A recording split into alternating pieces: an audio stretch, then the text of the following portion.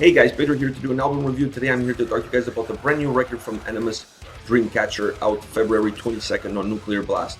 The album has 11 tracks and it's 54 minutes in length. Now, before I get into this album review, I really want to mention something that I feel that's important. This album was really fun and unique from a listening perspective. It really had a lot to offer and I really enjoyed it. And there's a lot of different components. So for me to be able to give you a really accurate review, I feel like I have to touch on a lot of different topics. So you need to buckle up and get ready for this one. Dreamcatcher is the second album from this band, and it really offers a blend of extreme, progressive, and technical death metal. On top of that, this is a concept album. This is a concept album about horror stories, deeply influenced by movies as The Shining, It, and Hannibal, amongst others. Now, when you have a blend of sound like this, and you have this type of story with characters, with a lot of different emotions and different dynamics going on, it's really important for you to have an album that's this dynamic and fluid as far as the genres are concerned. If you had just one single genre predominant throughout the record, it would be really hard for them to be able to tell these stories in almost a cinematic kind of way. By having a blend of different genres of metal, they're really able to choose which one fits each specific story the best. Not only that, they're able to change within the story depending on what's happening to the characters of said story.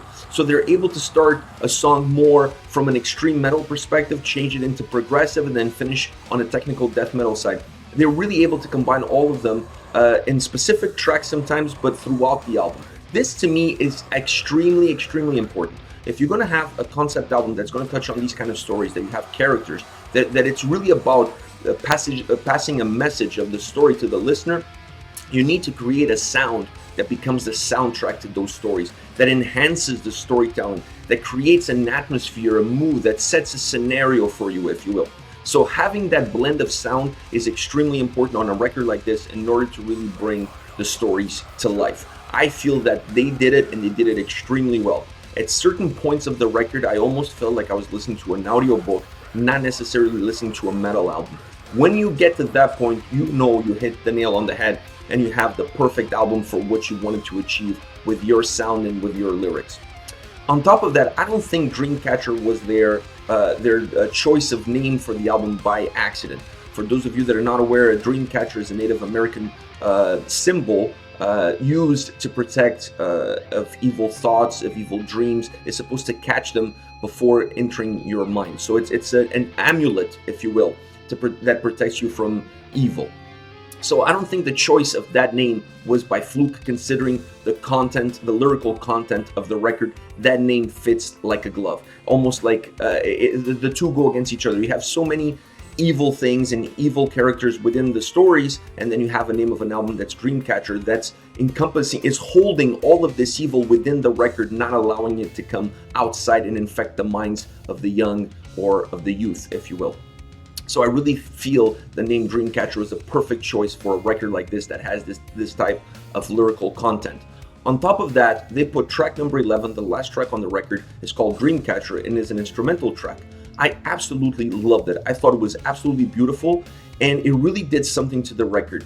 I was listening to the record on loop, so when Dreamcatcher came on as the last track on the record, it blended into the first track of the record. So not only gives the album a sense of closure, a sense of peace, a sense of ending, it also allows the album to have an intro, because when you have it as the last track, and not only finishing the album, if you have the album on loop, it also becomes the intro. So it's the outro and the intro at the same time.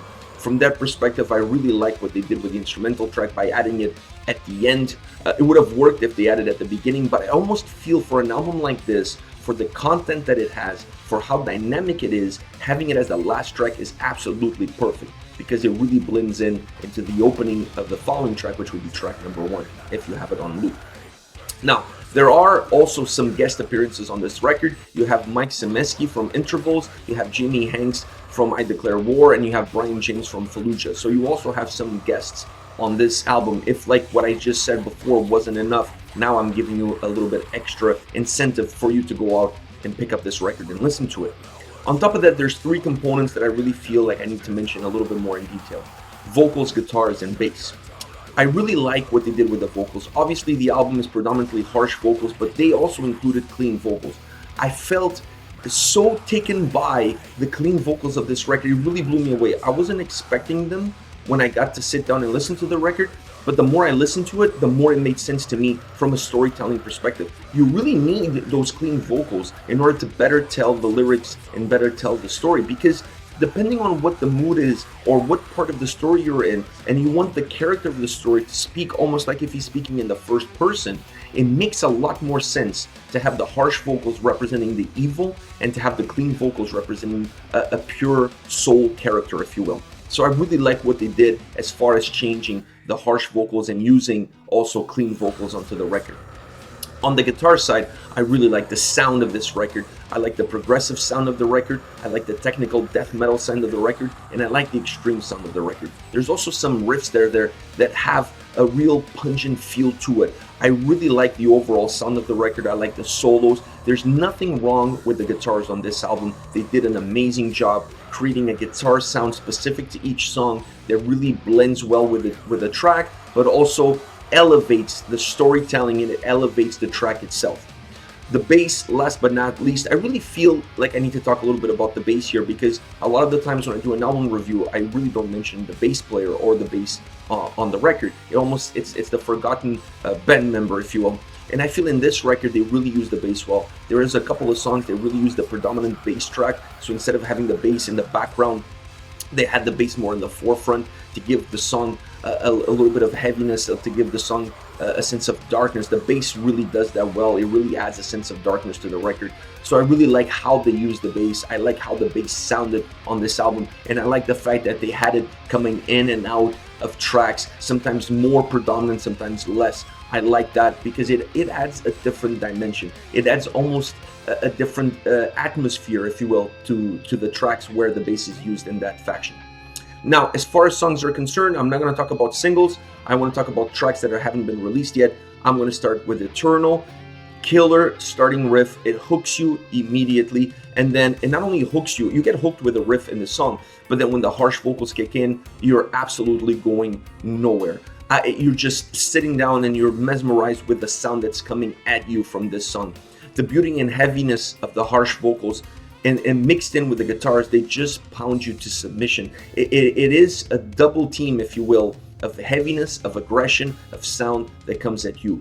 The twist in this track is the clean vocals in the chorus. I really like that because you have the harsh vocals throughout the verses, and then in the chorus you get the clean vocals. Adds a different melody, adds a sense of struggle. It actually adds a sense of inner struggle between evil and good, almost like your thoughts are coming across outside with the lyrics. They're coming across to the record. I really like that. And specifically because they added on the chorus, you have the clean vocals, they added the harsh vocals in the background, almost as a background vocal track, and that added to that sense of inner struggle. Almost like if you were talking and then there's this demon voice speaking to you inside of your head. I really like that. I like that blend in style. It was absolutely phenomenal. This is one of those tracks that has one of those predominant bass lines. There's a bass bridge towards the middle of the song that is really predominant. It allows the bass to come to the forefront and really shine and really showcase how good the bass line on the overall track is. Also, the solo on this track towards the end of the song is absolutely mesmerizing. I really love the solo because it added beauty, it added momentum, and it really continued to carry the song. So I felt that the solo on this track did not break away from the song. Instead, it allowed the song to continue in its path and just added beauty and melancholy to the track. I'm going to go on the record. I'm going to say this is my favorite song on the album because of all of these different components that it has. It has all the components that to me I really enjoy in an album like this, which is the bass, the predominant bass line, the harsh vocals and clean vocals, and a very magnificent played solo. Another track that I want to mention to you guys is The Ritual. This track starts really in a brutal way with relentless aggression. The track slows down. It has changes in tempos, if you will, but while it slows down in speed, it never loses the darkness that it has, if you will. It really reflects the lyrical content as well. So it really allows for the song to start up in a more brutal way, become a more methodic, if you will, song, but still have this absolute dark embrace of a track. And that is very reflective of the lyrics as well. So it really allows the lyrical content to come to the forefront. The drums and the harsh vocals in this specific song are the main points of aggression. The guitars are really there to give melody, to give a sense of atmosphere, to give a change in moods. Depending on how the story is going and what the character is going through, the guitars are there just to kind of set the mood and to give you a sense of what the character is going through, while the drums and the harsh vocals are the predominant factors that give you aggression, that give you heaviness throughout the track. It really builds towards something, and that something for me in this track was the solo. I really enjoyed the solo, and I liked how the solo faded out of the track into this cinematic instrumental track, if you will. They added this very cinematic instrumental track at the end of the song. So as you have your solo fading out of the track, this instrumental track picks up, and it almost sounds like a soundtrack to a thriller. Like and when you're watching a movie, you're watching a thriller or a horror movie, and you pop it in, and the first song that comes on, and there's this sense of something ominous, something evil, but you're not sure exactly what it is. That's how this song finishes off, which then it allows to bleed into the next track. I really like that because it gave the song something different. It gave the song a completely different outro, and that's something that we're able to do with a lot of their songs, is to give them cool bridges in the middle of the songs, either by bass, by guitar, by something else like an instrumental track like this one, or give them some cool outros. They really were able to create song after song that doesn't sound nothing like the previous song. This is one of those, with this blended out solo that comes into an instrumental track, a cinematic track, if you will, that gives the song this sense of unease, unrest, almost like you're watching a thriller. I really like that. It was a really cool way to end the track. Last but not least, the Overlook. The only thing about this song, the Overlook, I wish the drum track, at least the drum solo at the beginning, they give you like 2 seconds of a little bit of, you get a feel for the drums for like 2 seconds before the guitars and everything else comes in. I almost wish that they had done that, just almost a drum solo for the first 10 seconds of the track. It would have really given the track a little extra push. It would make the track feel a lot more robust. So that's my only negative. I really hope, or wish, I guess, not hope, wish that they had done that. They didn't. It was only a few seconds, and then the song starts off and everything goes off. But from a drum perspective, this is a killer drum track. This song has killer drums from the first minute to the last minute. I really like that. I really like the mixture of heavy traditional guitar riffs with the more progressive riffs. It really gives the song a different dynamic. The drum track is heavy throughout, but from the guitar's perspective, you really have a sense of switching over, depending of the momentum of the song, depending on where the song is taking you, where the story is taking you. The song is constantly, from a guitar's perspective, changing between that more traditional heavy riff sound to a more progressive riff sound. I really like that. I really like those changes. It keeps you on your toes. You never feel like very comfortable with the track because you really don't know musically where it's going to take you. I really like that. It really enhances the different momentums that the song has, that the story has.